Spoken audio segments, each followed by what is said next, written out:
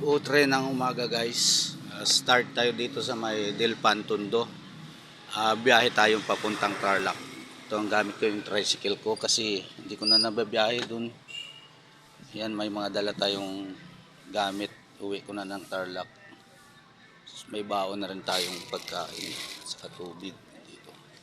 So try natin magbiyahe mag-isa gamit yung aking tricycle. Yan, may makarga akong gamit.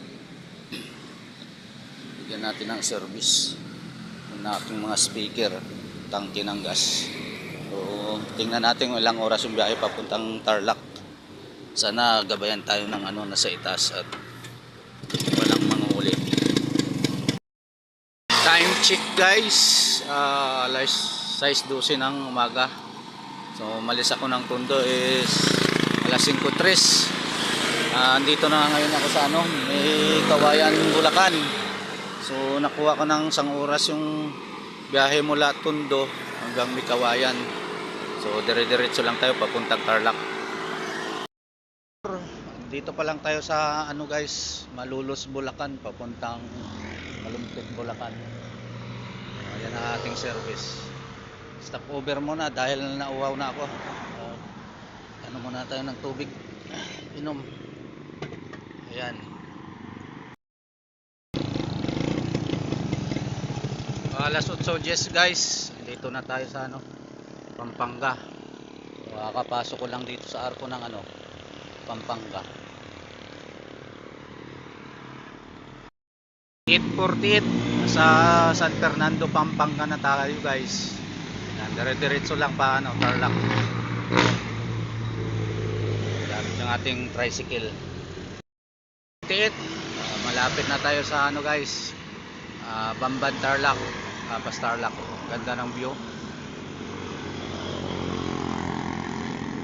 Kita ng mga kabundukan, bukid. Tawid na tayo ng Bamban, Tarlac. Bamban, Tarlac na tayo guys. So ibig sabihin nasa Tarlac na ako. Yan ang aking service, tricycle. Yan, mga gamit ko. Oras mahigit Tarlac na. Alas 11:21 guys, nandito na ako sa Tarlac. Haba-habang biyahe mula alas 5.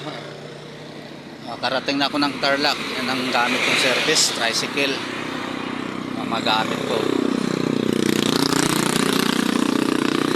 Haba ng binahe ko mula alas 5, pero pagdating mo dito solid naman. Ang ganda ng view. Dito ako sa kabundukan dumaan. Nag-shortcut ako.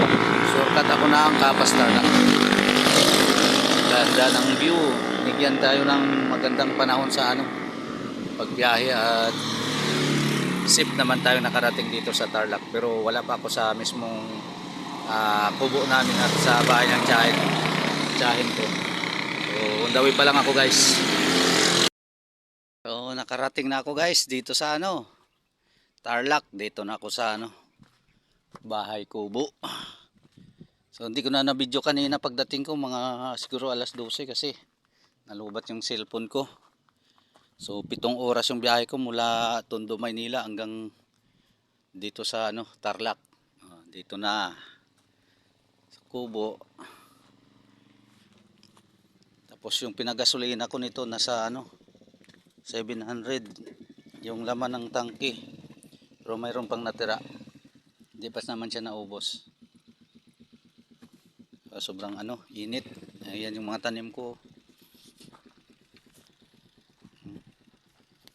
May mga bunga na yung kamatis. Ayan. Yan yung mga tanim ko. Daming hinog na okra. Yan, nahinog yung mga okra. Yung talbos.